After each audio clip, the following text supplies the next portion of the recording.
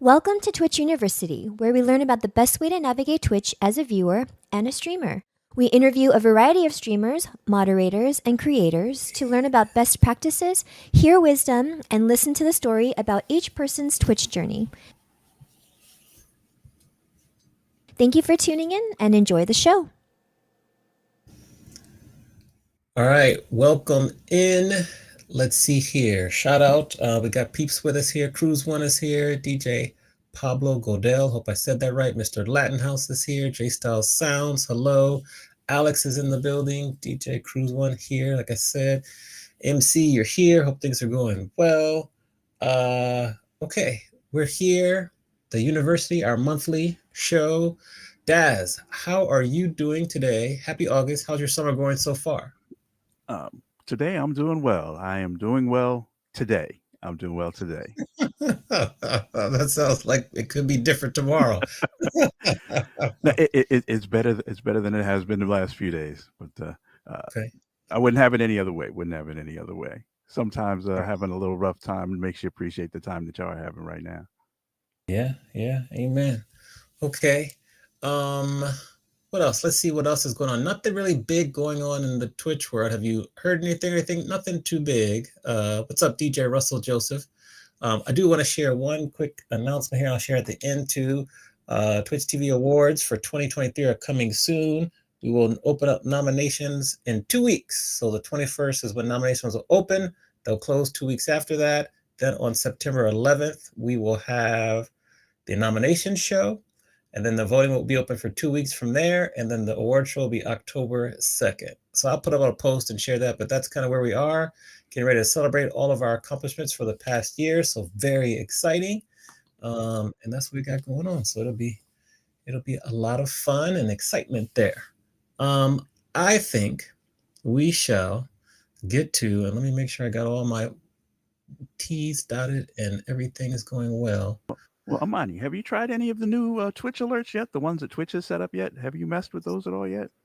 I Because have not.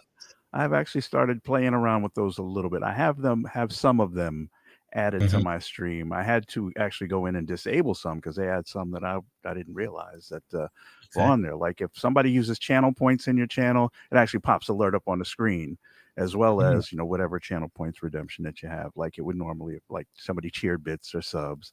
Every little thing gets a audio and a visual alert if you don't go in and turn some stuff off. Okay, so I have to take a look at that and maybe for next week. Um, Sunday and Monday, I'll have to see about that. That'd be interesting. Do you like it? Do you wish they would change anything? How do you feel? Uh, the jury is out. I don't hate it. I don't hate it. The jury is out, but I don't hate it. Okay. All right. I love it. I love it. Mr. Lighthouse, also thank you for the follow. Appreciate that. You can let us know where you're tuning in from. All right, maybe we'll follow up next month with some feedback in terms of how the announcements and everything, how it's working out for us, what's built in, because Twitch is usually behind the times. So let's see how this one works. All right, but for our first interview, and DJ Pablo Goodell, thank you for following. Also, let us know where you're tuning in from. Thank y'all for the follows. Let us bring to the virtual stage. We have Portia Live that's with us. She joined us last week for our Music Maven, did phenomenal. Now you're here for the university. So, Portia, welcome to the university. Thank you, thank you. All right. Get you a round of applause there. In 30 seconds or less, we'd love to learn about who is Portia Live. Ooh, in 30 seconds or less. I can talk a whole hour. No, I'm kidding. I guess, I mean, what can I say? South African born, literally on the move. I just moved to Argentina 3 months ago, and today I landed in Miami. So I'm kind of starting my US tour. But I feel like I'm just like, the things to know about me. I'm very positive, very talkative, very energetic. Used to be very shy, which I don't know what happened to that. But yeah, I think Twitch helped me Yes, get comfortable with myself. I'm sure it did help for sure. Yeah, You for sure. said that you moved to Buenos Aires 3 months ago. 3 months ago. Now, did you move from South Africa or did you move from the US? Kind of, and then why did you move? No, so I moved from South Africa when I was 13, 14. So that was a long time ago.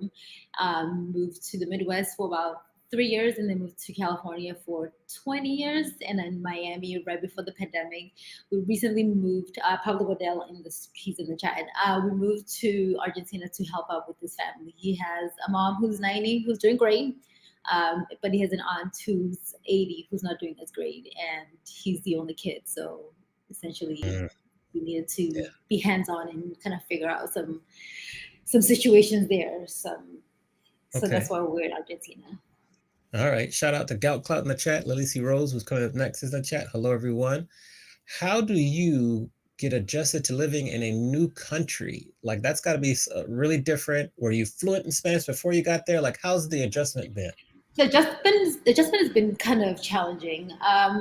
Definitely did not speak enough Spanish. I dabbled a little bit at work, but moving there is like a totally different. It's a different Spanish too, right? That's the thing. I feel like I was growing up in Los Angeles. A lot of my friends were Mexican or from other parts of maybe south of like Latin America, and so the Spanish they speak I find easier to understand. Like if I can, if I'm talking to somebody from Panama, from Mexico, from Colombia, Venezuela, I can understand it a lot faster. But Argentines speak a little different, so their Yeah. words are a little different. So it's been challenging. But I've been pushing myself to go out by myself and go grab lunch by myself and have to order things by myself, things like that. It's been hard. I think what helped me a lot is the move from California to Miami was really tough for me. And with the pandemic too happening a couple months after, I feel like it's helped my skills with adjusting, but it's not easy. I think for me the hardest thing was not having my social network as far as like physical people that I can hang out with Right. and talk to. So that's definitely been a major change for me. Um, and then just not having my regular flow, my regular routine, and the kind of work that I was doing in Miami, I cannot do in Argentina. So that's been difficult to not have patience per se. Yeah. What was it about the move to Miami that was difficult? I think I just living in LA for so many years. I think that was also that change is having to build those new social networks, and also finding work was much more challenging than I thought it would be in Miami. I thought I got this. My sisters lived in Miami for 14 years, and I used to visit a couple times a year. So I was like, oh, I know Miami. I did not know Miami. It's very Yeah, different to live in versus to vacation. So yeah. I used to live there.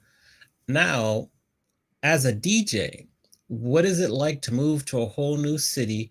As a DJ, how do you build like your community there? Because it's kind of separate. You want to have there's little blurred lines, but it's kind of separate. What have you done to kind of establish yourself in Buenos Aires as a DJ? I think it's definitely been another challenge. I think the language barrier definitely doesn't help because I can't really just go out there and be like, hey, I'm a DJ. Can I play here? Let's discuss rates and all these things. And what I noticed too is the kind of music or house music that they play in Argentina, especially Buenos Aires, is very different from the kind of music that I play, which I feel would be my niche and kind of be something that I bring to the city that's different. What I wasn't prepared for was a lot of times what we've noticed when we've gone to places that have DJs is the spaces don't have equipment. The DJs have to bring the equipment. So when we went to Argentina, we took my CDJs and we took a mixer, but we left the controller in Miami. We need a controller. You need Uh, something more portable when you're there. A lot of the DJs there, they usually have a mixer and they use the computer as essentially like their their CDJs or their controller. So so that it's a little bit more portable, but also just I don't want to be lugging around CDJs from space to space. So it's been hard. I played when I was there, but I haven't had a lot of opportunities. But it's just more just networking, telling people what you do when you go out. all right. DJ Diz, what's up? Welcome in. Daz, what kind of your first few questions here? Now, is DJing now your primary profession, or um, what do you do primarily, if not DJing? Primarily before moving to Argentina, I spend most of my days working in a physical therapy clinic. So I'm a practitioner. I'm a licensed practitioner. So that's what I did, for 8 to 9 hours a day. And then the DJing would be more like at home, or when I was living in Miami, I had a residence spot, so I would play there a couple days a week. But Now, as a physical therapy, you said, yeah, or yeah. how would you recommend DJs use your tools to help them stay in good shape while they're DJing, standing up there for 3, 4, 5 hours at a time Uh-huh. behind their sets. I've got the foot pad, I got Yeah, I was but gonna other than say that, what definitely what you like got for us? making sure that you have like a surface that's like cushioned or like supportive. Most places don't have it for you. You can always bring like I have a yoga mat that I use when I'm in Argentina that sometimes I stand on because it's nice and thick, so to give me a lot of cushioning. Proper shoes. I think the setup is also very important. Like people when I moved to Argentina, they're like, "You look smaller, you look shorter," because my setup was a lot higher, but it was better ergonomically. So sometimes I watch people stream and they're so bent over. I'm like, "Oh, my back hurts." Like I've Hmm. had, I've even talked to even like Black Girl Gamer. She used to stream sitting, and I said, "You need to stand. You can't be sitting all those hours." So she said it's made a big difference for her to be more like active and moving and standing instead of sitting. but I also have a stream that I do. I haven't set up anything in Miami yet, just because I just got here today. But I also do a stream 3 times a week, typically, where I teach and DJ. So I teach a workout class where I'll Okay. have like on one side of my screen, I'll have like that day's workout, like the things we'll do. I'll try to write some modifications so that if it's too difficult, maybe for somebody who might have knee pain or back pain, they can modify the exercises. I definitely want to tweak it so that it's more modification for the future like activity. So just moving. Interesting. Okay. How did you first decide to be a DJ, and how did you learn the craft? So my boyfriend has always encouraged me to DJ because we would go on on like trips, and in the car I would like sing along to like all these different songs and all these different genres. And he's like, "How do you know so much music?" I'm like, "I don't know. It's just it's been part of my life growing up." I remember my mom taking us to school, and she was always playing like Gladys Knight or playing like Motown. So I feel like music's always been in like my periphery, even if it wasn't like active listening as a kid, but it's always been like part of my life. I love music. And so when the pandemic happened, when it started, I had just started at my new job, and my boss was like, "We don't have patience," and he's like, "And you're the last person to get hired. I don't have enough patience for you to see." So I took time off. He was like, "When things open up again, I'll call you." And so in the meantime, Pablo was like, "Well, here's a chance to learn to DJ." So he was working. He still works virtually. He's been working from home for like 15 years. So for him, the shift for like working in person and in offices didn't really like it didn't change for him. So he would work during the day, and I would do my workouts. I would meditate. I would you know try to keep myself busy, and then when he was done with work, he would teach me to DJ. So that's Okay. how I learned to DJ. Yeah. All right. And then, so you've been, so for maybe less than 3 years, maybe 2 to 3 years, you've been DJing, correct? Mhm. And you've been able to DJ all over the world. How have you been able to Yes. accomplish that in such a short period of time? Because it takes many DJs years, almost decades to get across the country or the I world, know. excuse I know. Even like my US tour that I put together, I put it myself. I just asked people. When I used to, before I used to DJ, I used to go to a lot of like events, like festivals or parties. Like I used to party a lot in LA and San Diego. So I feel like I met a lot of people in that time frame. And just networking. So it's just mostly me going, "Hey, I'll be in your city on these days. If you have anything come up, can you consider, having me on the lineup or putting me, I don't know, or I'll ask people like, "Hey, I'll be in this city. Do you know any promoters? Do you know any DJs?" So it's just been me networking and just using the hell out of my networks. And my boyfriend is always like, "Did you ask so and so?" I'm like, "Fuck it, I know this person, I know this person." And so that's how I've been lucky, is just knowing people and having them take the chance on me and saying okay. And a lot of them seeing me on Twitch or hearing my mixes on like Mixcloud has helped a lot. Got it. Got it. Shout out Jay Bird's here. Holly, I see you. Good afternoon, good evening. What has been the hardest thing for you to learn in terms of DJ? I think for me, I think one of the hardest thing was adjusting from like playing on Twitch and then playing in person.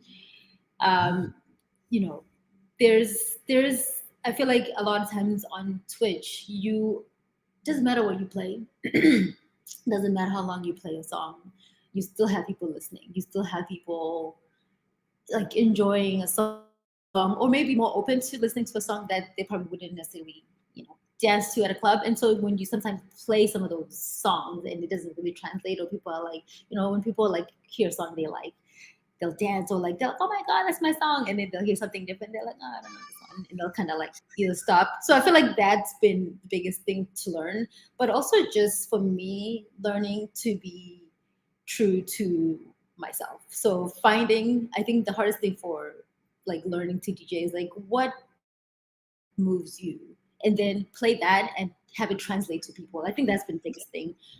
Where there's been events that I play in, and I just feel like I didn't love that set, but it's usually because I'm playing things that I think the crowd wants to hear versus playing what I love and having them like either learn Okay. a new song or something like that. So just being true to yourself, it's been like the hardest thing.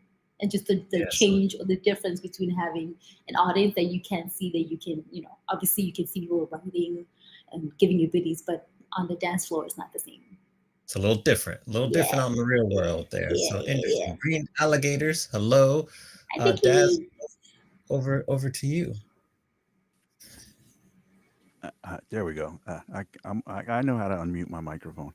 Um, now, now, how I first came across you was through my Toronto people. Now, and you seem to have a really, really tight connection with that whole crew up in the T dot. How did that come about? The T Dot has just like had my back since I started playing on Twitch. I don't know where they came from. I always say that like Canadians run Twitch. There's quite a lot of people from Toronto on Twitch. So I think when I started, some of the people who liked what I play and kind of hung around, one of my first mods is from Toronto. So I think she kind of sort of was telling people, hey, you should come check out this person. And around that same time, I also joined the Deep Night crew. So that's with DJ Russell Joseph and DJ 210, and they're based out of Toronto. So that definitely expanded, right, my Toronto base or my Canadian base because of those guys. So when I started playing with those guys more regularly, then I had more people from Toronto joining in. And I've got the chance to meet them on 3 occasions. I've gone up there and they're just the nicest people. Like they come across as very sweet and nice on Twitch. They're even better in person. I mean, the Nice. generosity and the amount of time of their time that they give to you in person has been amazing. Oh, All right. that's cool. And you've never lived in Toronto. No, it was my first time going. Was not last year. Was it 2 years ago? So when things started opening up a little bit in Canada, I was like, I want to come up there. I want to meet you guys. And my other green alligators who's in the chat now, she's my other mod. She was so sweet. She was like, you can come and stay with me. And I was like, who does that? And she was like, I'll pick you up from the airport. I was like, who does that? Like nobody does that anymore. Like, and it's just been so nice. And she picked me up that first day. I got in kind of late on a Wednesday, and then like the next night we had dinner with the Deep Night crew and a couple of other people who come on my stream. It's just been amazing meeting them and just chatting with them on a regular basis. I mean, we talk on the phone at least once a week and with Green Alligators, and then with the boys we chat like almost every day. Okay. Yeah. Now, as you're kind of learning more about music and collecting now as from the lens of a DJ, let's talk about Afro beats and Amapiano, two of my favorite genres I've discovered while being on Twitch. First of all, how do you collect and curate your music now that you're a DJ? And then I want to ask you about some of your favorite artists and artists to watch that are from those two genres. I feel like curating a set now is not really, I don't do much of that. It's more about what is moving people, like what am I hearing on the streets, right? I have quite a few friends now who DJ, and so like I'm like listening to what they play for my piano because I don't play too much of it. I definitely love it. I've got myself in a couple of trains, raid trains where I was like I want to play my piano only, and that's always a fun set. um I try to find piano versions of songs that people know. Like one of my favorite songs is like by Shasha and DJ Maporisa. It's like their take on Trying. I think it's called Trying, the title. It's a Sade song. And I remember Mhm. like hearing that and I was like, oh, I heard it maybe 2-3 weeks before going to play in Mexico. And I was like, I have to play that. I had to find a way to put that in my set. So like something like that, like I'll find like 1 or 2 songs that I'm like, oh, I have to find a way to like mix it in there. So I try to play that. And I find what I really like with the piano. I like you know, like the Mambiano beats are like very like strong. Like the pianos are strong. There's like a very like dark like bass line. I like that with the juxtaposition of like these like amazing female vocalists. Like I love Shasha. I think her voice is like an angel. Like I love Bushe. I love the female like Amapiano songs because I Mhm. feel like it's such a nice contrast, right? It kind of balances out the song. You have like, this beautiful lyrics or by this like beautiful voice, and with like the Amapiano beats. It's so dope. I love it. So you said Shasha, and then how do you spell the second person's name? Boucher is Boohle. It's Boucher. Okay, Poochle. Okay, so those are Yep. like the singers that will sing on a lot of the Amapiano versions of the songs. Yep. I love And those then, two. Like are my favorite voices. okay, so we're gonna do some research on them. Yeah. What are some of the other genres of music that you love? I know you mentioned house earlier, but what Yeah. are some other versions? I play quite a lot of Afro, especially on Wednesdays on Deep Night. So a lot of Shimza, a lot of Cairo, those kinds of guys. I love their style. Anything really with Toshi on the vocals is usually gold. She's amazing. I mean, she can just transform a song. I also love Lizwi, Lizwi. I find that she for me like whenever I play a song for her, I don't know, it does something to me. I feel like she's the way she sings, and also I think because she also adds some of the traditional elements of ululating, she just like summons the freaking ancestors. Like there's something about her songs that I usually like you'll find me like closing my eyes and like singing, and it's just like there's something about it that just like takes me home. It feels grounded. It feels rich. It feels I don't know. I feel like she's kind of I don't know what the word is. She makes me very proud to be Zulu. She makes me very proud to be South African because I feel like what she does is incorporate a lot of the culture into her music, and so I feel like it makes it just it's amazing. And you don't find a lot of artists who just like consistently will like I feel like almost every song she relates, and it's like there's something that it does to me. It reminds me of like I guess maybe my childhood. Maybe it reminds me of weddings in South Africa. It reminds me of funerals in South Africa. It reminds me of just like a gathering of people. But it definitely Right. like summons. I feel like she always like summons ancestors for me. What well, I got many questions about that, but how do you feel? What kind of pride do you have now that you see Amapiano's like hitting the mainstream? It's getting bigger and bigger. How does that It's make you feel? taking over the world. I mean, I'm very proud of the sound that the South Africans have created. And I feel like, you know, South Africans are always about the vibe. They definitely love to party. But I feel like they're always trying to reinvent themselves. Or I feel like, you know, there's elements of Amapiano that comes from Guaido, which is kind of like the first liberal music that I feel like Black South Africans were able to produce after apartheid Mhm. that the radios were playing because a lot of the music that South Africans were producing and creating before were banned in a lot of radio stations or TV stations. They weren't really out there for public listening. And so I feel like it's just a way of people like finding their identity and like having the world like eat it up. I don't know. There's just something about it. But I feel like anybody can move to it because it's super slow, right? But there's also like these dances that have come up. I don't know if you guys have been watching any like the YouTube videos. The dances are like also like a lot of fun. I'm always like asking my sister, send me videos like from my family Yeah, gatherings and things like yeah, that. yeah. uh, but it's taken over the world. I mean, my friends just went to they had Afrofest, I think it's called, in Portugal and Spain. Okay. This was like over the Hmm. summer, and I'm just like, what? Like, who knew? Who Yeah, knew? I feel like the amazing. US is a little bit slower to catch on it because I feel like Canada was and Europe were a little bit quicker to like Yeah, love and grasp the sound.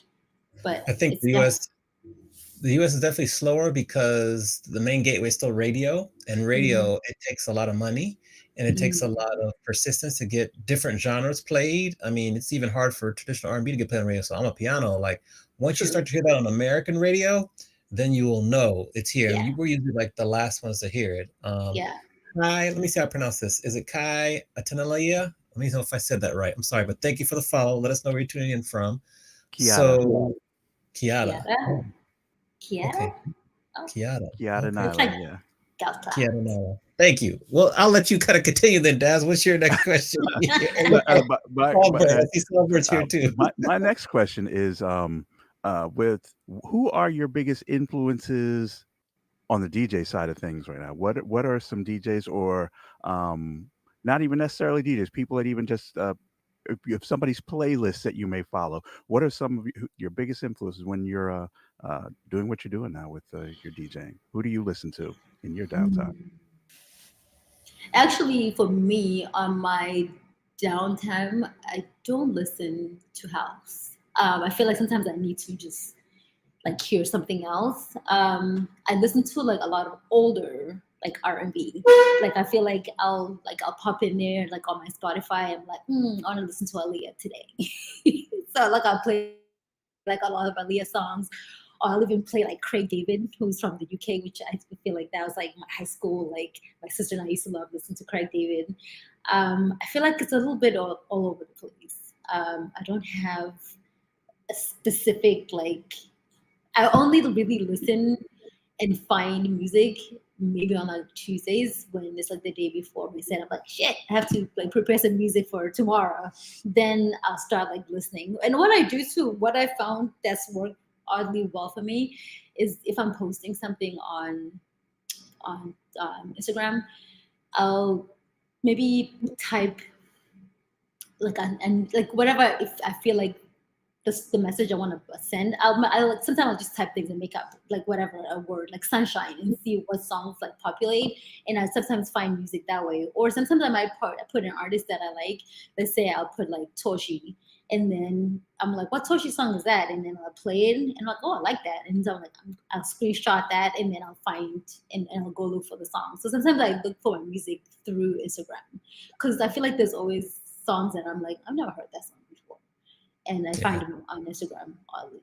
But I listen to a lot of our Twitch community, and I feel like I'm always listening to DJs. I'm like, wow, like I don't know who you're playing, but I love the music you're playing. So I'll ask track titles. I sometimes I'll Shazam during people's sets. I feel like people are very like open to give you like the track titles. So like Black Girl Gamer, she'll play songs that I haven't heard, and I'm like, what song is that? So she'll especially if it's a song that because what I'll do too in some people's streams, I'll translate what those songs mean. And Oh, then I'm like, who sings that? And right. then they'll tell me who. So then I'll go find that artist or maybe somebody I know, but I've never heard the song. But I do that quite a bit. Like, I'll be listening in, maybe washing dishes, and somebody will play something on Twitch, and I'm like, wait, where's the rag? Let me wipe my hands. I gotta get in there and be like, who? What Yeah. is that track title? Yeah, that's how I kind of sort of like find music and curate music. I also get lucky that I get quite a lot of friends who send me music, so sometimes I'll try to add in new tracks that maybe are not out. Like there's not a couple. They're twin brothers in Toronto, and last week they're like, "Hey, we have a song that's not out yet, but we'd like for you to like curate, give us feedback, play it if you want to. Just like don't share it." So I always love like when people share music. I feel like for me that's like my love language. When somebody is like, "Oh, I have a song for you," I'm like, Yes. "Cute." I I love love it. that. I love that. What about your discovery of Twitch? How did you discover Twitch and why did you decide to stream? Twitch, I discovered it when I was learning to DJ. So I was learning to DJ, let's say, I want to say maybe like around May of 2020. And then like June, July, I was like, I think I need to like play just to kind of like get some feedback from people. So I was playing on Facebook and it was good probably for the first couple weeks that I was on there, and then Facebook started cutting off the streams. And I remember one of my friends like, "You need to go on Twitch," and I was like, "I don't want to like upload another app." I was like, "What is Twitch?" And Yeah. I got on there, it's like all these gamers, and I just didn't understand what was happening. So I was on there, but like more listening and kind of getting idea and like kind of seeing people on. And I honestly, I mean, the streaming thing, I didn't even know what was going on. I would just tell my boyfriend, "Hey, I think I want to stream tomorrow at this hour," and so he would set everything up, and I would just like play music. Mhm. But at some point, I was like, I need to learn how to do it myself. Like, what if you're not here? I need to be able to. So it was really nice for me to learn kind of like how to do it because it's not easy. I feel like I feel like people make it look easy, and it's not that we intentionally try to make it look easy. Obviously, you want your project to look effortless, but it's a lot of work. It's a lot of work just just changing your scenes. Like if you want to add a new visual, if you want to do a new graphic, it's like it's a lot of work. But it's been fun because it's allowed me to, I guess, be like more creative. Because I feel like before too, I used to be like, I want this and this and this, and put this there and then there. I was like directing my boyfriend, and I was like, I feel so, I feel so rude and like so bossy. And I think at some point he was like, learn to do it yourself, and I was like, Yeah, I can yeah, relate. It's good. It's good. yeah. DJ Daz, thank you for the gifted sub. Appreciate that. Now, what's next? Now you've been DJing on this platform for over 3 years. You're DJing all over the world, playing in different venues for different crowds. You're learning. Like, what's the next step for Portia Live? I don't know, to be honest. Deep sigh. That was a deep sigh. I think, like you never know where life is going to take you. I mean, for us to be moving to Argentina, that was never in the works. That was never in the plans. And so, yes, I might have things that I want to accomplish. I might want, to play on certain stages. But honestly, like, I don't know where life will take me. I never thought I would live in Miami. So I feel like, a lot of things have happened in the last 3 years 4 years that I definitely did not have in my mind frame, in my thoughts. I mean, I wasn't even DJing 3 years ago. So I don't know. Like we'll see. But I don't know. I definitely like, I mean, what I want is to have a little bit more financial freedom, Mhm. and like more like liberal time to do things that I love. I think what's really next is me getting into production, whether it's creating songs as far as like making music, whether I don't know. I mean, I feel like a lot of people have asked me to do um, like voiceovers. I don't sing, so I always feel like it's not necessarily a limitation because I feel like there's like the Ursula rockers who don't sing, but they like spoken word into house music. And I feel like maybe that'd be something I can dabble into, but incorporating the languages that I speak and maybe Spanish at some point. Okay. Yeah. What languages are you currently fluent in?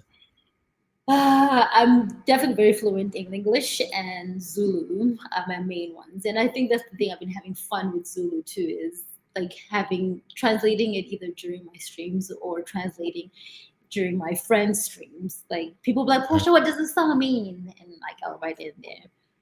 Yeah. So Spanish is my next territory. All right.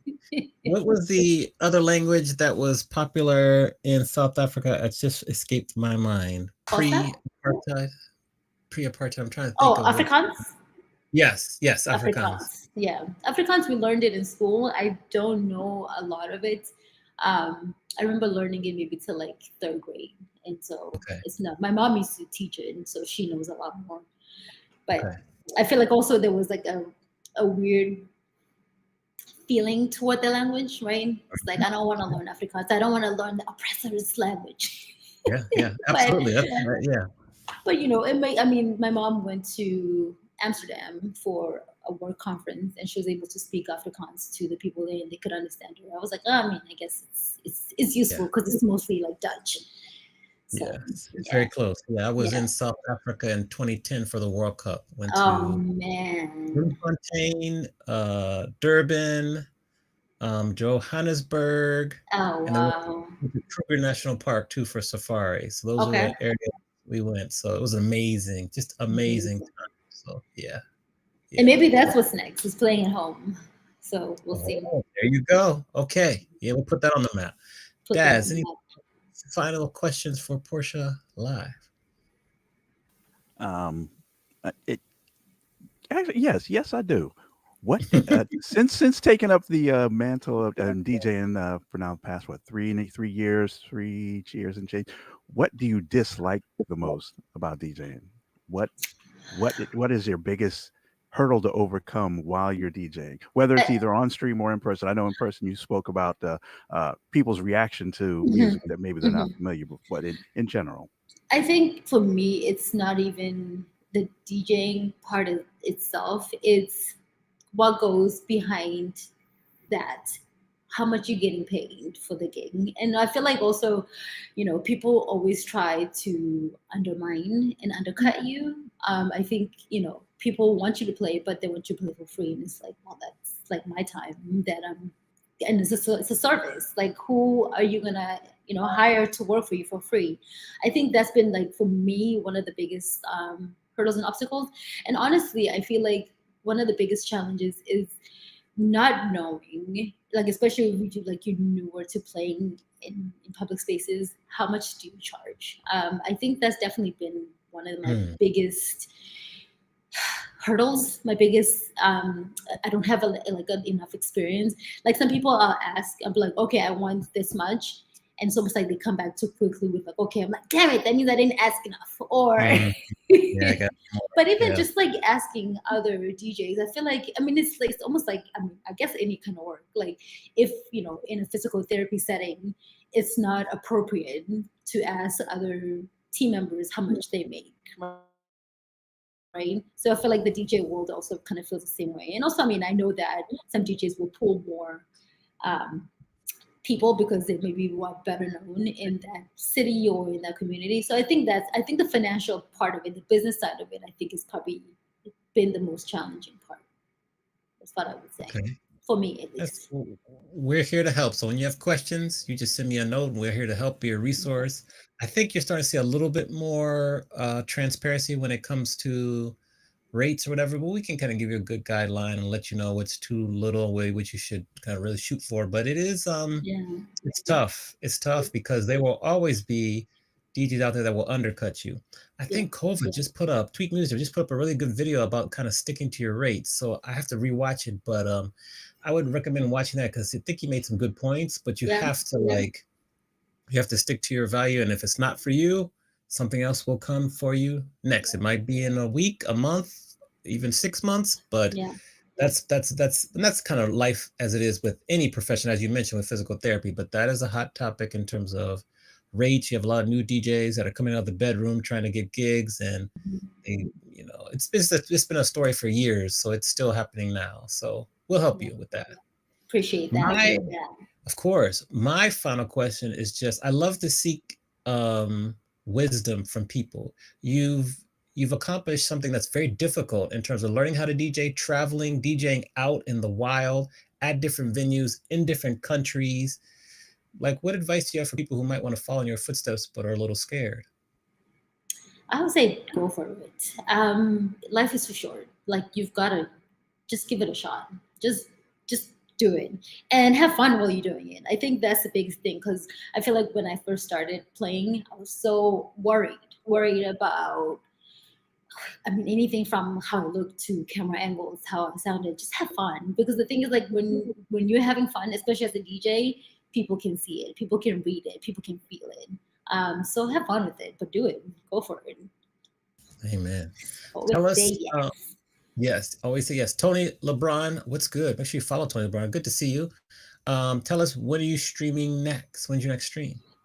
Whew, I am streaming on Wednesday. Crossing my fingers. I was telling MLHTV today that when I landed, I went to the car rental, ran straight to storage, got my controller, and couldn't find any of my cables. I was like, nah. I was there for like almost 2 hours sweating. I was like, F this. Like, Mhm. but I'll be Yeah. streaming. I asked my resident fun in Miami if I can stream from there. So I'll be streaming there on Wednesday. And then I've kind of sort of have not committed to anything on Twitch for like raids and things like that, just because I don't know logistically where I'm gonna be with all like these upcoming like gigs. I'm not in town. Like, yeah, because then I'm here in Miami for like 4 days and then I leave and then come back for like 3 days and then I leave. It's just I'm all over the place. So but Yeah. next stream is on Wednesday if all goes well. All right, cool. Yeah. Well, we want to appreciate you spending time with us. So thank you. Make sure everyone in the chat follows Portia Live. And when you got questions, come to us. We're your resource now. Appreciate that. All Thank you right, for round having of me. applause. Oh, it's our pleasure. Round of applause for Thank Portia. you, Portia. Keep doing what you're doing. And we'd love to see you grow. Thank you. All right. All right, bet there. Thank you, Portia, for that great interview. Thank you so much. We're getting Lily C. Rose here. She's gonna reboot her computer in a moment. There's a question though. Let's go to this question. Thank you, Ron Love, for putting this question up. And Daz, I'll let you answer first, and then I'll answer. He says, "How do you separate yourself from those that would undercut you?" Talking about rates. Ooh, if whoever is looking to hire me is willing to take that undercut gig, they can have it. They can have They're it. not working for Go you? ahead. That's not not the people I need to hire, and that's not the people I need to work for. Yeah, I would say to show value, just like kind of show value, like talk about how long you've been DJing, you're insured. Don't take that for granted. There are a lot of DJs out there that aren't insured. You have insurance, your breadth of experience in terms of what you've done, different types of gigs you played. You can talk about the venues you played at. Even if you've done corporate gigs, you can talk about the companies that have hired you. Once you start to show value in terms of who's hired you, how long you've been DJing, your insurance, the different venues that you've been playing, how long you've been DJing, that starts to add up. And that's why your price continues to increase for every year, for every gig you do. And then don't also underestimate that most DJs can also MC. Like that's a lot of people forget. They think we can just press buttons and play music, but we can also MC, we can host. So those are all the skills that can help you value. And then you just say, hey, this is my rate. I'd love to work with you. And if they're continuing, if someone's going to undercut you, then it's just not for you. It's hard to do because I know we need to work, but still there comes a point where, you know what, like this is my value, this is my worth, and I'd love to work with you, and you get what you pay for. Now, I don't know how to say you get what you pay for in a politically correct way, but that's what happens. And sure enough, they'll be like, I should have hired you. This DJ Kane wasn't dressed properly. Don't underestimate how you look, presentation. He wasn't good on the microphone. He wasn't very customer service focused, all of that. Yeah. That's when you can give them the yesterday's price is not today's price. Yes. Shall we play the Fat Joe clip there? But great question. If you have any other questions, let us know. Also, I just want to put this flyer up one more time. So people who are here now, so Twitch Awards, we're going to announce and open up nominations in 2 weeks. So 2 weeks would be the 21st. So the 21st will release the nominations. They'll be open for 2 weeks. Then we will have the nomination show on September 11th. And then final voting will be from the 11th to the 25th. And then the award show, the third year we're doing it, will be on October 2nd. So that's the schedule. We'll continue to share information about that. Let me see here where Lily is. Oh, let's see here. She's coming. Let's see here. You work with her. And Portia, thank you for that sub. Appreciate that 1 month. So welcome in. Use your new emotes there. Let me see something here. So thank you for that setup. Let's see here. Here, Daz, what else have you noticed in terms of you mentioned the what did you mention? You mentioned the what's it called? The alerts. Anything else you've noticed in terms of streaming technology? Anything you're looking to that's coming out? Not that I've seen. I've been too busy this past couple of weeks to look. But I have not seen anything new technology-wise coming out other than DJ stuff like the lower level controllers. I think Koba gave away a few of those on Mhm. his battle, where the little lower level controllers, but are still good enough to if somebody wants to learn, Right. and actually make that middle ground step from the tiny Hercules to something maybe they can learn a little bit better on to that medium ground to see if there's something they're really interested in doing in that. Okay.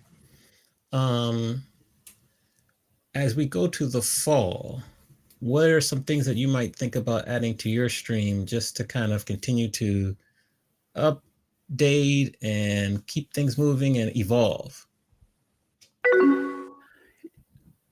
I'm actually looking to, I guess, streamline my schedule to, Mhm. with the change in my work, just streamline and maybe try a few different time slots that I may now have available to me now to see if I can uh, pick up a little bit more audience than just the typical, 11 p.m. house, chill house crowd. See if I can maybe sneak in some daytime slots in a regular schedule and help people out while they're at work rather than Yeah. when they're ready to go to bed. Okay, so streamline the schedule. Very good, very good. Misty Crease, thank you for gifting that sub to Green Alligators. Let's see here. Tony LeBron says, I wish Twitch would stop changing their API. Yes, yes, it happens all the time here. So I wish that also. Let's see here. I'm trying to work with Lily so she gets her cameras fixed and get in here. We're getting closer there. Next Monday, so people are aware, we're gonna play another game of what's it called? Twitch Squares. Twitch Squares. Oh, thank you, Daz, for the sub. Appreciate that. 34 months. Wow, we're almost at 3 years. That just blows Yeah, my mind. been, Got a been hype waiting for train. that, been waiting for that hype train. Thank you for that. I appreciate that. Um, let's see here. Thank you. Twitch Squares. Yes, there's Flowtron.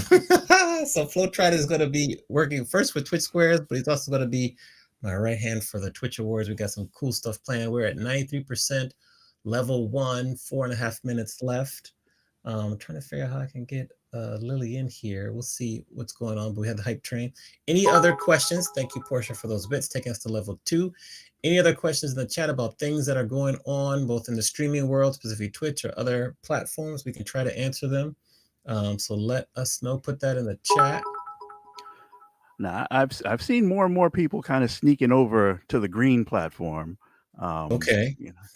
And have you heard anything more about what's going on over there? Have you streamed any more over there or tried over there at all? Right. So I have not tried. I just reserved my name. It's an alternative. It's an alternative. So, it's good to have options so that there's no kind of monopoly. I think kind of what I said before about some of the security over there, some of the let me see how I can say this. Like some of the founders, it's a place where a lot of people who've been banned on Twitch will go to stream. And so, some people have been banned for like some racist reasons and some other nefarious things. And so that's kind of what's been known as their home over there. So, right now I'm just going to kind of stay away, keep with my Twitch thing here. I know you get a bigger split in terms of the money you get from your subs, but I'm cool right now. I'm good right now. So, we worked hard to build this community here. We're going to keep trying to grow it here. So I'm good. But it's a good option, especially if people are trying to grow and build their community. Options are good. It should never just be one place. And remember, for the entire pandemic, we just really had Twitch. So you kind of wish that they had come True. along earlier because that's good. We need options, and that they're going to give however long they can maintain, giving out a 95-5 split. All right, let's go. All right, let's see where Lily is. I'm trying to get her in here. Hold on. Okay, no, let's first try this. MC, thank you for those bits. Let's see. She using folder. We'll get her in here. There. True. Yes, 20% level 2. Appreciate that. What else as we wait for Lily to get here? Let's see here. Working. Aha. Oh boy. I don't know if we want that green alligators because Elon, he bought Twitter and destroyed that. So changed it to X and all that madness. So I don't know. So we'll see. let's see here. So ping. Oh, we have trouble here. Should be. Let's see if let me ask her something. Hold on. Do you think what's that Twitch streamer? Is it Kai Cenat or something that Oh, had that? Do you think anything is going to come of that from the Twitch community that might impair what we're doing now? Do you think they'll get hit with streamers any more regulations or anything on that, or even look to prevent something like that happening in the future? he might get. I don't know if they've released or shared anything yet because I know people were talking about it yesterday. He might get a little bit of a temporary, maybe a 7-day suspension or something, or 14 days, maybe. I think that it's tough. It's tough. So what happened? Maybe I can find the article. Let's find the article here and I'll show it to you all. Hold on. Let's find the article. I'll show you all what happened. News. Let's go here. Okay, so let me see if I can get this here. Okay, let me show you all. You want to know the same thing. Okay, hold on for a minute. Let's go to surf here. We got Chrome. Where's my Chrome here? Let's do here. So we're gonna go Chrome. Okay, so here we go. Alex, thank you for those bits. Level 2, 43%. You know, if we get to level 5, 100%, I go put on the onesie. Okay, so this is what happened. He's really big on Twitch. He's facing charges of inciting a riot and promoting an unlawful gathering in New York City. What he did is his PR team had a what's it called? Like they had a little giveaway for new PlayStation 5s, and there was a riot and there was mayhem. Let me see how many people were. 65 people, including 30 underage people, were arrested. Yes, people lost their minds, and that was from Kai Cenat, who's like Twitch. You know, he's got over 6 million followers on platform Twitch. I think he's got the most. Subs ever right now for Twitch, and it was a riot. And yeah, they had to shut it down. There was over 1,000 police officers. Thank y'all for that hype train love. Appreciate the bits and subs. Gal cut so you lost his mind. Yeah, so he was even live streaming a portion of it on Twitch, but what happened is that they shut it down, I think, or they deleted it. So that's what happened there. So yeah, let's do that. So did you see that? He's a streamer. He's really big on Twitch. I think he has the most subscriptions or something. And he does really well on all the platforms. A young guy too, 21 years old. So yeah. Yeah, his YouTube. I think, what did they say in here for his YouTube? Okay, hold on. We don't want to do this. Let's decline. His YouTube was, let me look here. They did not have to subscribe to participate. They just found out about it and they went there. Yeah, he's got over 200, like almost 200, 300 million views on YouTube, and he's got like 4 million subscribers on YouTube. He's a beast. He's doing really well on the platforms there. Yes, so that's what happened there. That's what you were talking about, right, Daz? Yes, that is what I was talking about. Yeah. So so we'll see what happens if he gets suspended or banned or something. Maybe, I'm not sure. But just look up like Kai Cenat and look up his just look up his name. You'll see so many articles. It was crazy. It was bananas. Okay, I think Lily's gonna get on another computer here, so we'll give her a minute. What else? That's a good news update. I forgot to mention that. I didn't figure y'all want to know about that, but no, y'all are very interested in that one. So that was probably the big news there. Yeah.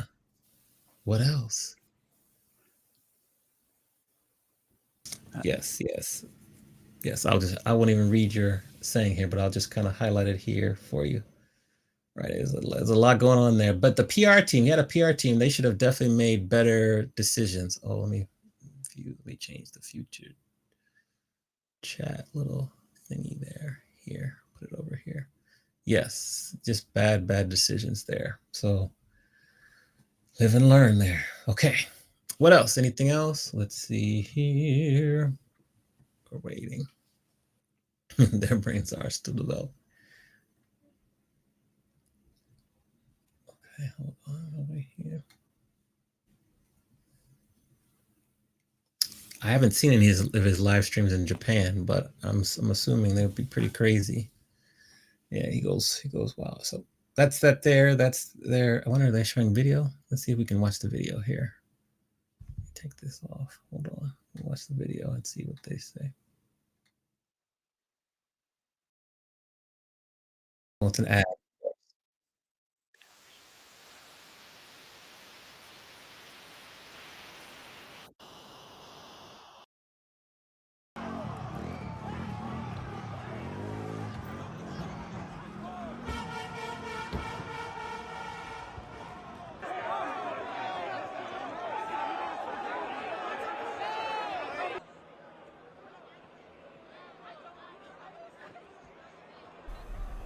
This is the New York City Police Department.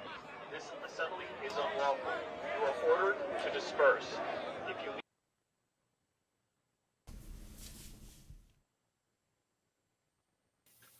Now, of all the platforms that he's on, I'm curious, why does it seem like all the articles only mention Twitch? They talk. This one talked a little bit about YouTube too. Did They they? talked about Did they? YouTube. Okay, Yeah, okay. yeah, This is the New York City Police yeah. Department. Everything that I've read is This Twitch. is unlawful. Yeah, they talk a little bit, but Twitch is his main one. If Twitch you is leave his main one. voluntarily, no charges will be placed against you. Yeah. Okay, so that's there. All right, so I see Lily's here. We're gonna get ready to get her on camera. Awesome. All this for a PS5 giveaway. Yes. Wow. All that for a PS5 giveaway. Yes. Crazy. Okay. Let me do a little bit of. Okay. Let's see. So yeah, we'll see. Lily.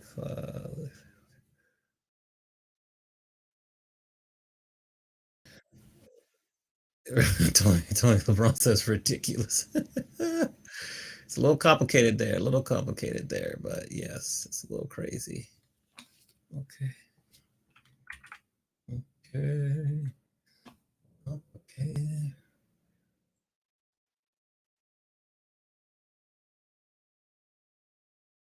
Okay. Yeah. Yeah. Okay. I think I hear Lily. You hear me? Give me a thumbs up, Lily, if you hear me there. You're good. Okay. Good. Awesome. Yep. We hear you. Good. Okay. So now we're gonna go to. It's okay. We got you. Okay, so now what we're going to do is we're going to welcome Lily C. Rose to the university. Welcome in. How are we doing? Good. How to show you all the different setups. There you go. A little behind the scenes setup. Setup. Yeah, and I have like a second setup now. So it's like this one and one, the audio didn't work. The other one, the computer didn't work. So here we are. Okay, here we are. We're here. We made it work. Thank you for joining us. If you were going to tell us who is Lily C. Rose in 30 seconds or less, how would you describe yourself? Oh, she is a kind person. She is just on the quest of fulfilling her dreams so she can inspire others to follow their heart and just, be genuine. That's it. Oh, I don't put a big label on myself, I guess. What'd you say? I don't put like a label on myself. Like I DJ, but I guess if I had to describe myself, that would be it. I was put on the spot, sorry. Yes. Well, we're not Yeah. like that. Let me bust on my EPK. Okay, yes, we'll get that too. We'll link to that too. So where did you grow up and first, where did you grow up and how did you get into DJing? Tell us the story. I grew up in San Diego, born and raised, and then I moved to Ahwatukee, which is in Phoenix, Arizona, when I was at the end of high school. So I finished high school there, and I did dance for a couple of years prior to going to college, and I went to Arizona State University. So I ended up staying in Arizona. It's in Tempe, And my moderator, Jay Bird, I met in college because I go danced at a couple of different places, but he was running Access Nightclub, which was one of my favorites. And this was back in 2007. So we've known each other for a very long time. And yeah, after I never thought about DJing. I mean, I had a couple of DJ friends, but I just loved dancing for the longest time. And then after I graduated from ASU, I went to Las Vegas because I actually wanted to be a comedian. So I was really into like writing, observational comedy, and then that didn't really like work out for me. So I went back to Arizona. I ended up go-go dancing. Go-go dancing was always the thing I did no matter what, even though I worked in hotels. I worked for a magazine. I went to esthetician school, so I have an esthetician license, but I was always go-go dancing.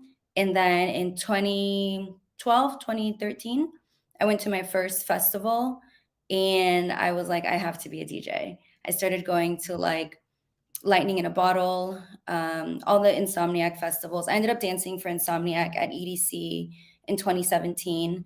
And I guess I hate saying this, but it is what it is. It's the truth. I did a bunch of acid because one of my friends was like, I went to go see a social worker to help me like stop smoking weed. And then we started talking about spirituality, and one of my friends was like, you know what, like you don't need to be seeing this lady, she's cuckoo, like you should do some acid. So I started reading about Leary and all the experiments, and I ended up doing like mushrooms and acid and dipped into psychedelics, and I was like, holy shit, the universe is telling me be a DJ. And I kind of just went with that, I guess. Like I sometimes hate saying that because it's like I don't want to be associated with like, oh my God, Lily does a bunch of drugs and stuff, because I really don't. But the true truth of how it kind of, I mean, being a go-go dancer and becoming a DJ sounds very simple and like it makes sense, but it never like clicked in here. It was all just like, it was just a journey. I was always trying to have an adult job and, appease what looked good, like, I guess to my parents, but they were also very supportive of like, well, if you're doing your adult job, then, do the go-go dancing because obviously you love it so much. But you get to a certain age where you're just like, well, I'm not going to be a go-go dancer, like, pushing 40 or 50. I turn 60 next week. Just kidding. I'm not Okay. 40. I'm not 40, but you know what I mean? You just get to a certain age in life where you're just like, am I gonna go for it or not? And I really didn't think I was gonna go for it. I ended up moving to Vegas for the third time in my life, March of 2020. And it was actually to pursue having my own. I was managing a med spa and I wanted to have a little studio out here. And one of my ex-boyfriends was here. So we ended up dating right away. And then the pandemic hit and I was like, all right, perfect. I'm gonna learn how to DJ. And that's it. Like Okay. I kind of just went online. I purchased a Phil Harris course. I watched Laid Back Luke. I bought the XDJ, the record box right away. Then I started getting booked in 2021. I think it was my social media that helped, even though I'm not a big social media person. In 2020, I did take the opportunity to just put it out there. I got a SoundCloud, I got a Mixcloud. My friend Taylor was huge on like, he was like, oh, if you want to DJ, like you should get a Mixcloud and you should start putting mixes out. So that was it. I put some mixes out. I put some photos on my Instagram, and then somebody in Ireland reached out to me and was like, hey, do you want to do like a little sham rave thing? And my boyfriend and I he got well, he's not my boyfriend now, but he got a green screen and he rented a Mhm. camera, and we took a video of me DJing a mix that I made, sent it to the guy, and then they put together a whole online festival in 2021. And then someone reached out to me here and they gave me my first opportunity at Jing, and they had CDJs and Serato, and I would haul the record box with me. And then Mm. I got a gig in Anaheim where they were like, well, you should learn Serato. And then I just taught myself how to do Serato, like literally that evening. And I did. And every time I did a gig, everyone was like, oh, you're so good. I'm like, thanks. Like, I think it was just because I liked the music in my head, it made sense. But kind of like what Portia was saying earlier, now that I'm in it like 2 years, I don't really curate the sets because you learn to just read the crowd. I'm Mhm. actually in the transition right now of moving from being open format to more strictly house. Like, I actually just started working with a group out here. I just started networking. It's been a good 2, 3 years that I've been out here, but I just haven't found my community. And I just started going out to network with people that are in the techno, trance, and more house music scene. That's my style. That again, why the festivals were so big for me. But I did grow up more of a I was a hip hop dancer in high school. And I Mhm. danced to like pop music. I was a choreographer doing like Britney Spears and Christina Aguilera. So now I'm kind of coming into my own a little bit more. I did Twitch. I started in 2022 January, and I did a lot of like open format. I love Prodigy, so I did like Hip May, Mhm. and it's all hip hop. And I took a big break this year. I wasn't streaming as much, and I remember I would go on, and I'm like, this just doesn't it doesn't resonate with me anymore. Like I'm growing as an artist into my own. So yeah. Okay. All right. So we got to unpack a few of those things. First of all, we got some people here supporting you. So Slow Burn is here. DJ Buddy Lee is here. J Rock, what's up? La Uruguaya Latina, hello. Welcome in. First of all, I want to ask you about the comedian thing. Do you still have desires to be a comedian? And why did you give that up so quickly? Oh man, in today's cancel culture, I'd be canceled so quick. Ask Jaybird. Jaybird thinks I'm funny. I mean, I think I'm funny as hell, but I have Mhm. a very dry, witty humor. I think that because I consider myself somebody that was always very, I always say the outside doesn't match the inside. I'm very much like observant. I'm actually very quiet. I'm very introverted, but I've learned as I've gotten older to be more outgoing because I don't want people to think I'm rude. So, if I'm just kind of sitting in a corner minding my business, like, well, I know that this group isn't, for me, like I'm actually very conservative to an extent. I have certain values that I adhere to that I'm very open and accepting, but when you want to live your life a certain way, you're going to surround yourself with what is meant for you and what you want to learn from, be more like. And Mhm. so I never like, I don't know how to say it. Like I don't like to say what I think sometimes because I don't want it to come off rude.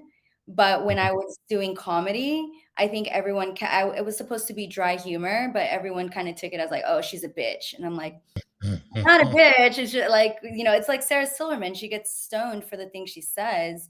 So I was just kind of like, you know what? And I'm very glad I didn't become a comedian because my observational sense of humor, my dry, witty type of humor just goes over people's heads sometimes and they think it's rude. If you come to my channel often, you hear me say some weird shit. Like the other day, I had my new setup and I like hit the deck with my boob and I was like, "Do you guys just like see that?" Like I just like, like bumped my decks, but it's not a joke. It's more like my sense of humor and my personality.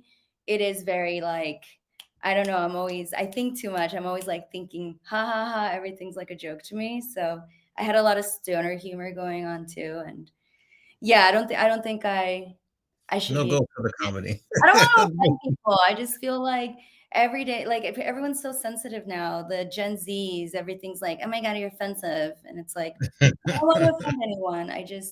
I have my Okay. opinion and we all have the right to our opinion. So I don't think I should Uh, be a comedian. Understood. Prodigy's in the building. Thank you for that resub, Prodigy. I love Happy Prodigy. 2 months. Yes, yes. Shout out to Prodigy's family here. Ask Prodigy if he Nick, thinks I'm funny. okay, right. In the chat, you tell us if you think Lily C. Rose is funny. ABC Oakland, what's up? I I'm gonna pull go some to Dan shenanigans for on Hippomates sometimes. right for the next question. I have to ask you this. I'm sure that you were met with a lot of skepticism when you went from a go-go dancer to a DJ. How did you work through that, both professionally and then personally? It really wasn't that bad to be honest. I think that I got really lucky because the pandemic hit. So I think everyone was able to reinvent themselves and do whatever they wanted. At this point, I was already working full-time professionally as an esthetician and a manager. So I hadn't danced. I think the last gig that I ever did as a go-go dancer was ringing in the new year in 2019. And then in 2019, I know it sounds weird, but my dog passed away. I have a new one now. They literally look identical. But I Mhm. took a lot of time to kind of like, I'm one of those girls where your puppy is your baby. So I was very heartbroken. I took a lot of time to kind of just go on a couple trips, do a little soul searching, and then I was like, I'm gonna move at the end of this year. And I didn't dance that whole year or anything. And my identity was a little bit more revolved around being an esthetician at this point. But then Mhm. when COVID hit, I just totally reinvented it. And I think from what I learned on Twitch about myself, I think everyone loved the fact that I was a go-go dancer because I bring something different to the table. And it's very natural. I don't have to like, I don't know, this to me, it's like a dream. Like I get to dance and DJ and I love it. And I think people feed off of that energy. So I really don't feel like I think that I was scared to get into DJing because I was scared of the skepticism. I met my friend Brandon in 2015 when I first kind of started getting interest about wanting to DJ. And that's when I was like, yeah, no, everyone. I took a course at SEC in Scottsdale and I dropped it because the person that was the DJ, which is funny because he's my friend now, he was very like, oh, are you going to be like one of those girls that just pretends to DJ? And I think a lot of things like that stuck with me where I was like, you know what? It's not for me. I'm getting too old. I'm just going to do something else. And that's when I went into aesthetics. And then again, when I just freaking acid, it wouldn't leave me alone. It's like, do it. I did. Okay. So All yeah, right. I think it went perfect hand in hand. I got lucky. It was the right timing. I think if Yeah. I would have done it at any time earlier in life, I wouldn't have been as mature to handle the criticism, not criticism towards that, but just other things in life that have happened. I don't think I would have been able to handle it. Would I have been a little bit younger? I matured, and the timing for the universe and the world in general it worked out really well. Got it. Okay. Good answer. Laney Star, what's up? Make sure you follow Laney Star. Daz, over to you for your first question for Lily. Now, in your transition to DJing, in the Sorry, technical, think of trannies.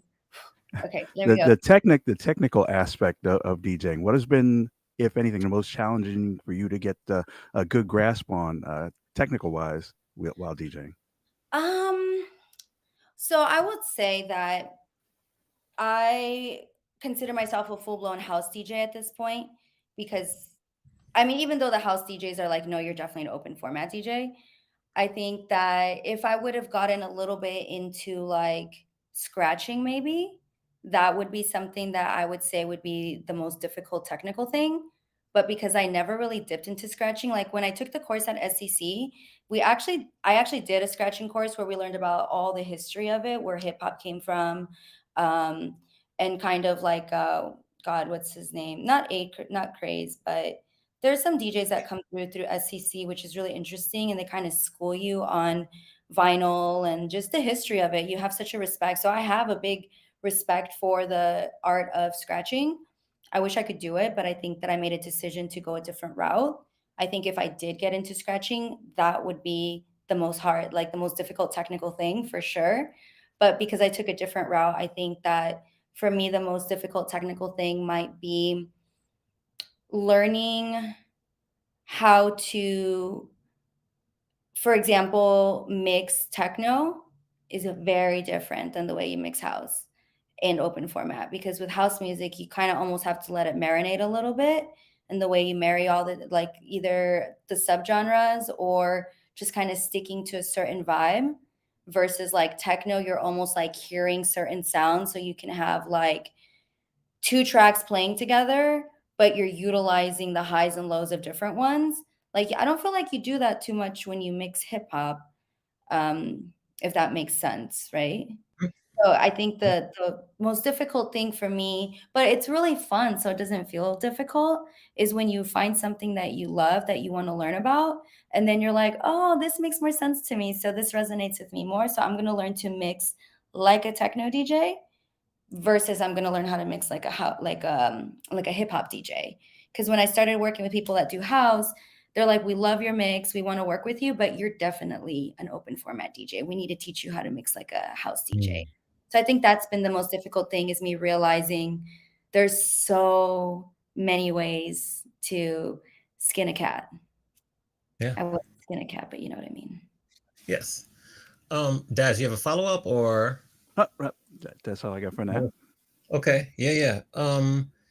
You came along to Twitch a little bit later, I would say, in the game, because like 2022, and we had been here for a little while. How did you discover Twitch, and what inspired you to get started? And you had a pretty rapid ascent because you got here in like, I think, December, January, and by September you were a partner. Talk to us about that journey. So my friend Taylor was the very first one that actually introduced me to Twitch, and he got on there and he was like, hey, I'm going to do a set. He took forever to put all this stuff together. He's a genius, and he put this awesome set together, and there was nobody there. There was not a single person in there. I think like his grandma, his nana was in there, and I was in Mhm. there, and it was a little discouraging because I'm like, that was cool. Good job, Taylor. Like, so I didn't really get into Twitch. And then, so I opened an account in 2020, saw that, and just never thought about it again. And then my friend, Brandon, the one that I met in 2015, he was a DJ, but then he became a gamer. So he's a gamer on Twitch. His name is Illinol, and he's like Max something on there. So he ended up also telling me, that Twitch could be a good platform because he saw that I was mixing and everything like that. And then I met someone locally at a gig, and they asked me to go be on their channel. They wanted to do like a thing together, and just the timing of all that. So then I was kind of exposed to that community. But then, for example, like Prodigy was the very first person to ask me to be on a raid, and I didn't even know what a raid was. So I became an affiliate within that 1 week. So Mhm. I guess like it was interesting because like through that person, I got exposure to certain people, but then other people kind of knew me from Instagram, like Prodigy, for example. And so I literally had been telling people I was going to get on Twitch since 2020. Hey, and my community knows me very well because I had told them I'm going to get my second setup since God knows when. And I hate that I'm that kind of person, but I say I'm going to do something and then I'm like, well, shit, like something happened or this happened. And yeah, so I kept saying, I mean, I've been saying I'm going to get on TikTok. I put 2 videos on TikTok in February. I opened it on April Fool's like a year ago. Haven't done anything on it. So I wanted, it's really weird. Like, I mean, I have this awesome tattoo that is a broken hourglass because it says it's a twisted sense of time. It's like I Mm. have no sense of time, but at the same time, it's divine timing. It all works out when it's supposed to. So regardless if I opened my account at this point, like who knew it was going to work out 2 years later? It's not, it was just very random. It all always meshes together. Like with TikTok, I did an interview with Allier and he was putting my TikTok in there. I was like, I don't have TikTok. He's like, yeah, you do. I found your link. I was like, oh, I opened that in on April Fool's literally as a joke because I keep saying I'm going to do it, but I'm just not a very big social media person. I don't know how to explain it. I'm trying to be because I see the opportunity and I want to, grow. But I think that I'm just somebody that I live in the real world. I'm stuck in that millennial phase where like I'm not opposed to technology, but I hate when technology like runs your whole life and you're constantly on your phone. So to be successful at doing content and being, on TikTok or even on Twitch, you have to be passionate about what you do. I just love music and dancing. I never had a goal to really get on Twitch. It was never really my thing. I got lucky that someone introduced me to it. And then I just was like, I enjoyed it and it kind of just worked out. But to be honest, no one sees what goes on behind the scenes. And there was so much that was going on in my personal life that I didn't share. And even like this year, I just hold a lot of things to myself. But one big thing, for example, was my father passed. So people didn't see like Right. I unlocked the partner thing. So my first stream was January 25th, 2022. And then I became an affiliate within that week. But then I went out of town for a gig in Arizona. It was a Latin nightclub gig. It was my first nightclub gig. And someone actually hit my car and my dad got it fixed and all this stuff. So I didn't come back till a week later. And then when I came back, I was on 3 raids in one day. And I didn't Mm. even know how to raid out. I think Baki, she's so sweet. Baki was the first one. She like begged me to be on her raid, even though I was like, I already committed to other ones. She's like, no, please, please. I was like, okay, fine. I can't say no. So I got on Baki's raid in the morning, EDM. Then I got on Prodigy's raid in the afternoon for tank tops and tacos. And then I was on Tony Valera's mixed fam raid. And then it just became a thing where I started going on like 2 to 3 times a day on all these raids because people just kept reaching out to me. And I'm like, this is so fun. Of course, I'll do a disco raid. I'm actually doing a freestyle raid this Thursday. And I'm like, I don't even fucking like freestyle. I like 3 songs. I literally like 3 songs, but like they've been asking me forever to be on it.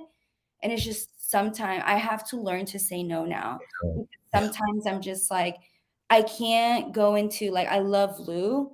I go into Blue's channel and people start following me. She's playing drum and bass, she's playing trance, and then you come to my channel as a follower and you're like, this isn't like this isn't what I signed up for. So I'm actually a year and a half in and I'm still learning what it is that I want to do so that I can be where I want to be. And so this first year of Twitch, I unlocked the partnership. And a lot of people know this. My dad passed when I was at a gig on a Sunday, going into Monday at 11:30 p.m. right when I was in sound check. So the timing of that is like stupid insane. It's the worst message you want to hear when you're done with the gig. And I was out of town. So I had to fly home. I was on David C. Dennis's rate. I remember he was the first person I told. He was so sweet. He's like, if you don't want to do it, Lily, it's okay. I was like, I already know I'm on this push and I'm so freaking close. I did it. I wore glasses. I didn't say anything. I went out of town because I had to take care of family business. And then it's like my whole head's tingling, my whole body's tingling. I don't talk about this often. And then I came home that Friday and I unlocked the partnership the next day. And I was like, that's so crazy. Because I told my dad I was going to do it. Mm-hmm. But the drama that came through with it from like other sources was so insane. So I don't think anyone knew half of the shit I was going through at that time. But I just kept showing up doing it because I loved it so much. So sorry, I wasn't expecting that one. It's But okay. Thank you for sharing. Yeah, yeah, thank you for sharing. it Oh, was definitely very different. It was very yeah. different. I got some slack from some stuff that I don't like to talk about, but like I would say it was a combination of a couple of people that helped me get on in different ways. Like my friend Brandon, literally I went over and he put together the computer for me online. Like he lives in towards Tucson, and my mom lives in Ahwatukee. Well, she goes between Ahwatukee and San Diego now that my dad's not here. But I remember I went over there and he went on iPower and put together the whole computer for me, put it in a cart. He's like, whenever you're ready to buy it. And I was like, okay, I'm gonna do it, B. I'm gonna do it. And then on Christmas, I got COVID on Christmas, actually. I was out here by myself. And that's when I found Aisha's channel. I love Aisha. I'd always loved watching Aisha.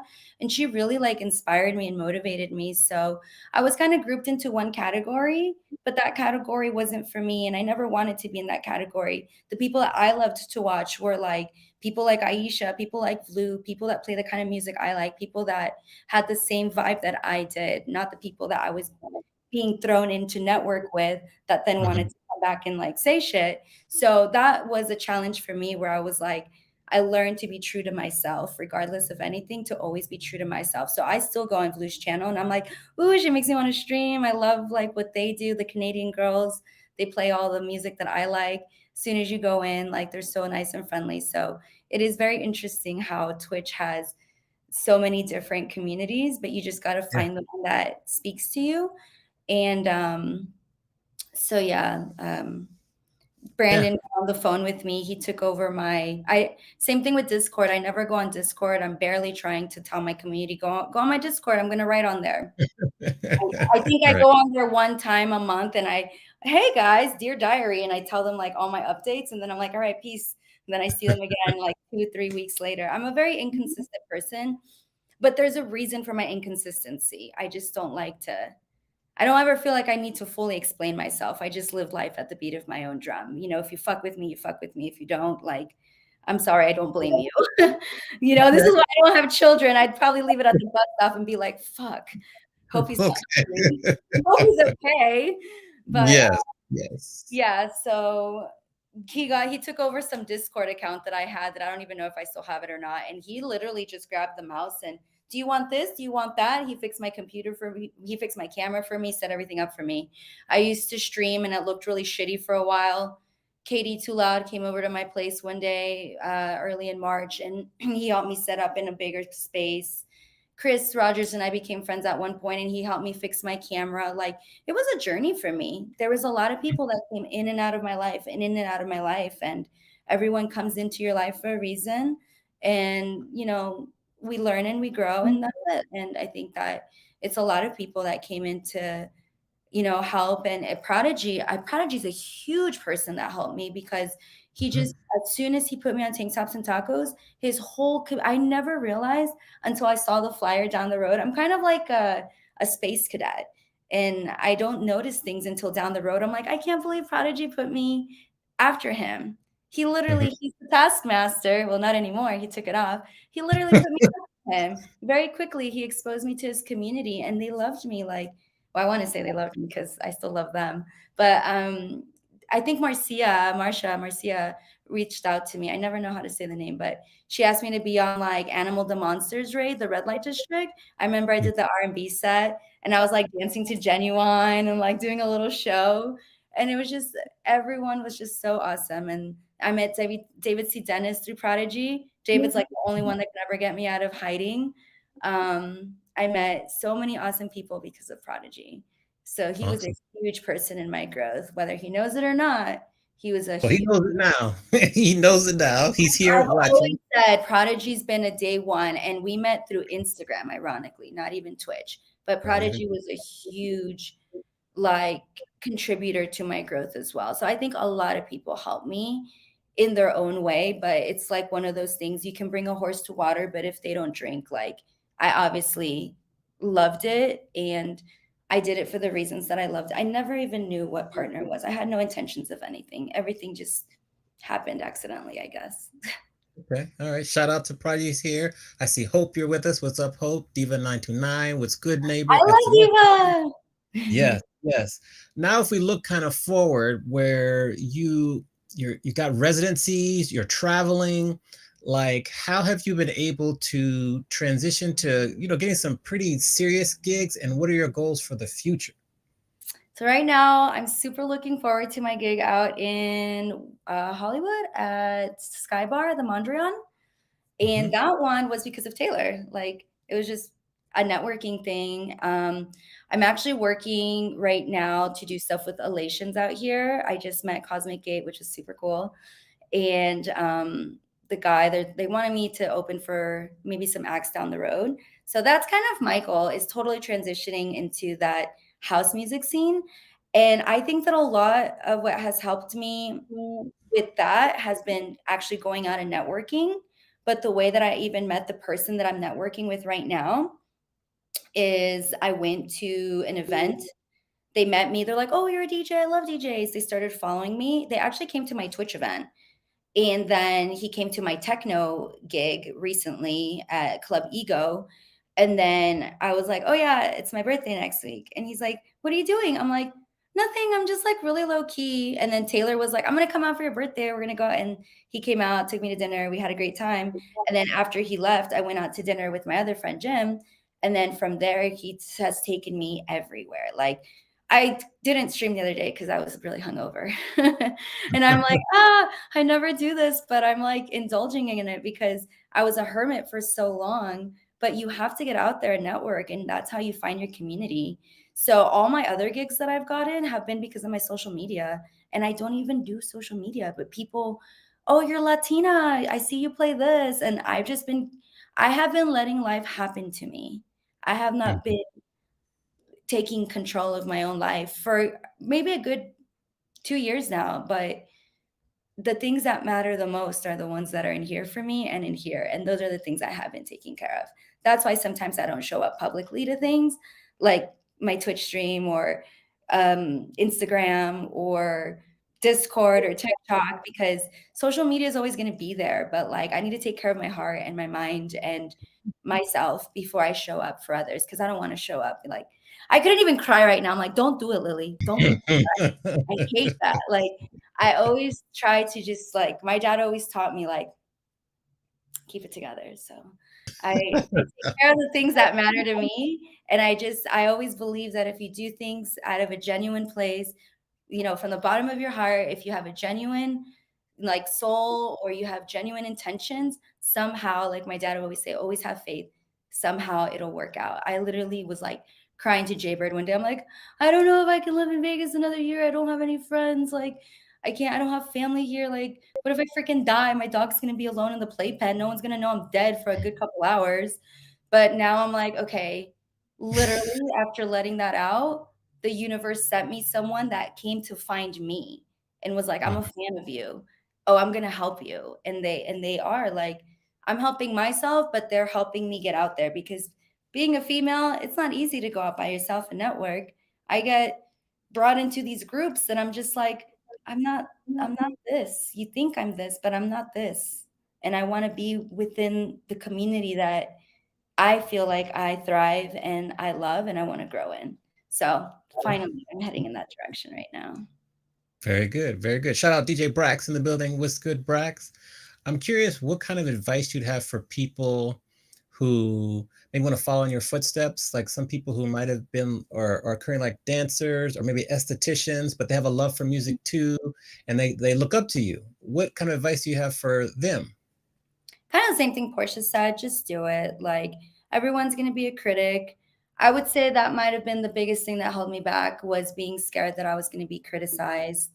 And at the end of the day, I wasn't criticized as much as I thought I was going to be. I started getting criticized for other stupid things down the road that were so irrelevant that at this point you don't even think about. But if you want to do something, do it. Like I just started learning music production, and that's something that I wanted to do for a while. And it's a big investment, but I thought about it and I was like, you know what? My parents paid for my college education. My mom paid for my esthetician school. Like I need to pay for something if I really think it's worth it. And so I signed up for it. And I like, you just have to invest in yourself. If you really want to do something, you have to invest in yourself and just do it. Like, there's no other, anything I learned with DJing. I mean, I'm not scratching vinyl. I wish I could, but that's not where I put my energy and my focus. I put my energy and my focus in like, I guess like maybe trying to figure out who it is that I was through music. So I'm a dancer and I love that, but like I want people to take me serious as a DJ. And if I want to perform at a festival, then I need to be a music producer. So that's why now I'm investing in something else. And if anyone wants to be a DJ, you need to either buy a course, if you're lucky enough to find someone to teach you. But like I've always learned, and my dad always taught me, if you want to do something, you have to do it. Other people are not going to do it for you. And you never want to feel like you owe anything to anyone. So I've never been anyone to be like, that's just the way I was raised. You want to do something, you have to do it yourself, be responsible for yourself, and don't ever do. Who wants to have a feeling like, oh, I owe something to someone? No, you owe it to you. You do it. So that's it. Okay. All And then right. Love it. you just do it. Yeah. Queen B, what's up? Good to see you. DJ IQ, good to see you too. I love I'm DJ. gonna too. Sorry. Yes, we do too. I'm gonna let Daz ask one question. I have a final question for you. Daz, take it away. Uh, uh, what type of music are you looking to produce? Is it going to be more techno side or more house side, drum and bass? What direction are you trending for yourself musically? Ooh, I'm a big house head. As much as I really like techno because I love Deborah DeLuca, Charlotte DeWitt, I really think that I'm a very soft person. Like a little bit of my image is more of a dark demeanor because I have like, I don't know. I was very into the witchy thing. Fun fact, my first tattoo was Mystic Moon Witch on the back of my neck. But I really liked that little thing for a while. And I thought like, oh, it works perfect with my style. But then I'm like, I'm not this like dark techno entity. As much as I like it, I actually like progressive house a lot. I feel like it's a very like almost like spiritual journey. Like it brings you up and then it almost like hits the soul really hard. Like John Summit, his remix of I Remember. Love that. That would be something I'd love to do. But then I also don't like to take it too serious. So I love tech house. I think tech house is like really fun. And I think I'm just going to end up being like a total house DJ, anything from deep house, progressive to like bass house. Like I love Bijou. One of my friends dated him. He's super high energy, but like I'm a female, so I don't know if that's why I have 1,000 different like, feelings going on, but I'm not going to want to listen to tech house every single day because I'm not always hyper. But I'm also not going to want to listen to like progressive house every day and be like, I'm like, okay, my brain needs to like, I need to like turn off and just have fun now. So I definitely see myself being an all around house music, but like different types of genres. So for example, for some of the events or people that I've talked to, and they're like, "Oh, what kind of music do you like to spin?" Well, I like to spin this, but if you ask me to do a different type of like house, and I can open up for this person, I'm gonna do my homework and I'm gonna do it and bring the best set for that. So I feel like it'd be house would be more the kind of DJ I want to be, but I am 100% positive that once I get into it a little bit more, I am gonna transition over to trance and techno, only because I have a really good friend that works for Dream State.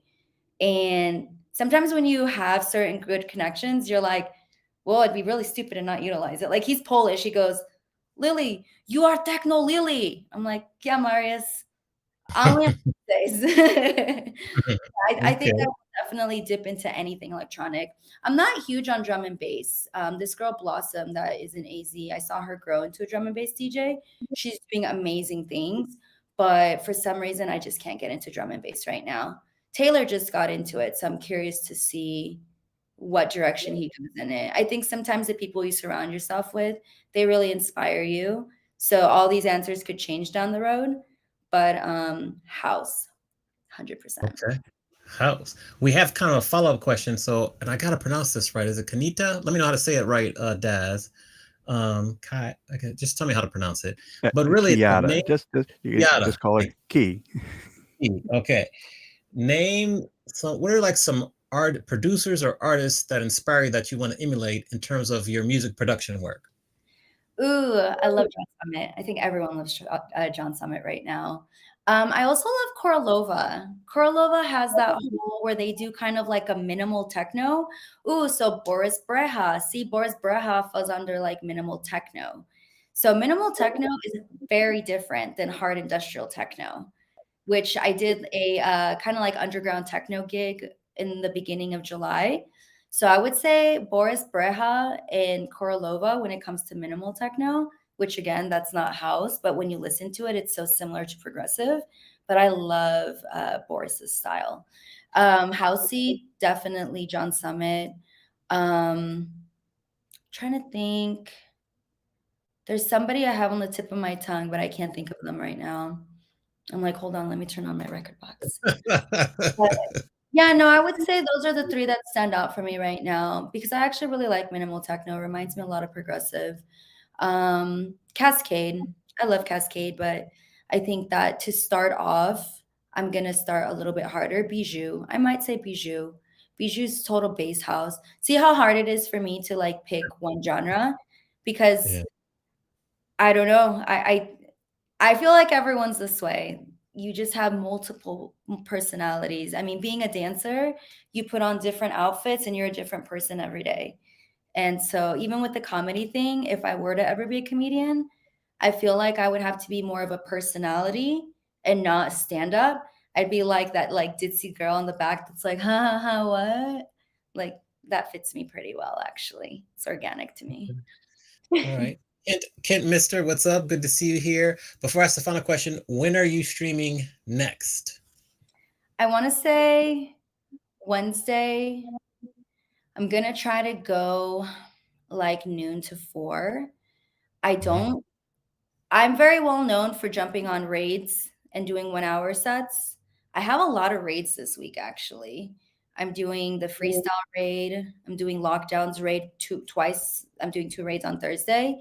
And then I'm doing Mhm. like Uruguaya's birthday on Friday. And then I'm doing a house music raid on Sunday.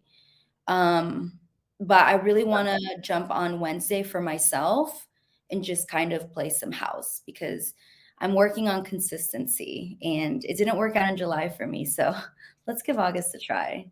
Let's do It'll Wednesday. work out in August. Yes, for sure. All right, so we got that. And I hope you don't get too emotional, but I have to ask this question. But Right. what do you think your dad would tell you now if he could see the progress you've made and how your career continues to grow very quickly? He's so cute. He'd say, "Miha, I'm so happy for you." He'd say, "That's all," because he just always wanted me to be happy no matter what.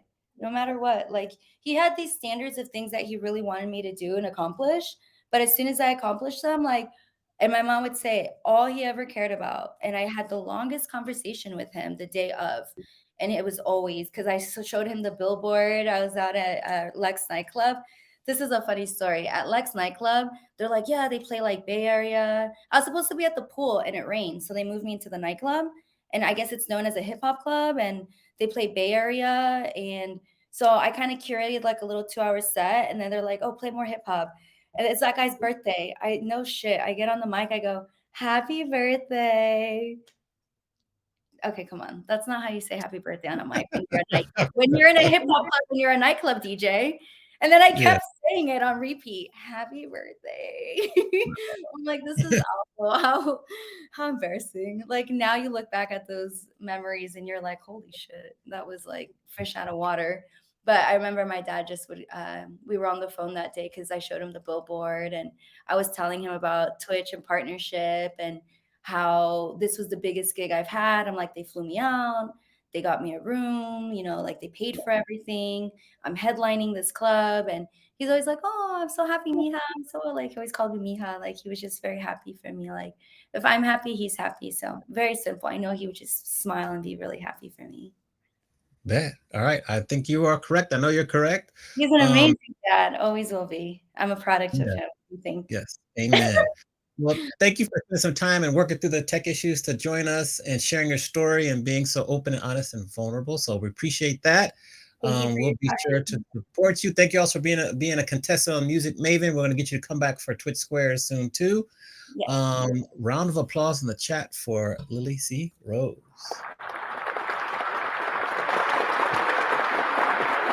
All right. Awesome. We'll put you back in the green room really quickly and we'll say goodbye. All right. So Daz, thank you very much. We'll be back early September. Just one more quick announcement. Don't forget, we're getting ready to announce on the 21st, Twitch Awards nominations will open up. Stay tuned for more updates on this. We'll get you all the dates and everything, but definitely thank you to Portia Live and to Lily C. Rose for great interviews. Any final thoughts, DJ Daz, before we make our way out of here? Muted though. No, go ahead. I am glad to see people that love the music that they're playing. Amen.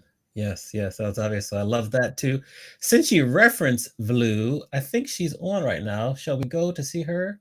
That would be cool. We'll say, yeah, we'll go to see Vlu. She's got a lot of people in there, but we'll still go check her out and say Lily sent us. So we'll do that.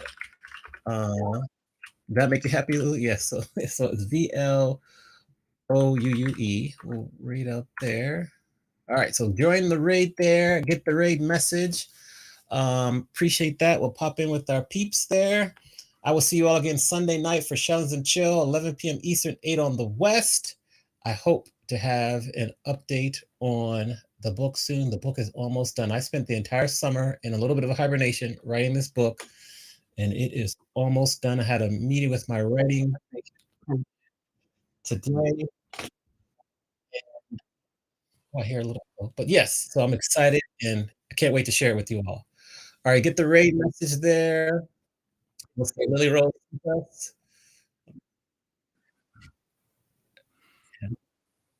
Hold on there. And thank y'all. Thank you to Misty Christie, Alex, Holly, Songbird, Cece, London Michelle, the Mod Squad. Appreciate you all. All right, Lily, thank you for that 5-stack. Thank you for the bits. Oh yeah, this book. They're gonna while we're rating here, they're gonna turn the book into 2 books. So wow, because it's got over like 120,000 words already. So it's a lot going on there. Yes, Kid Meister, thank you. Good to see you all. We're getting ready to raid out.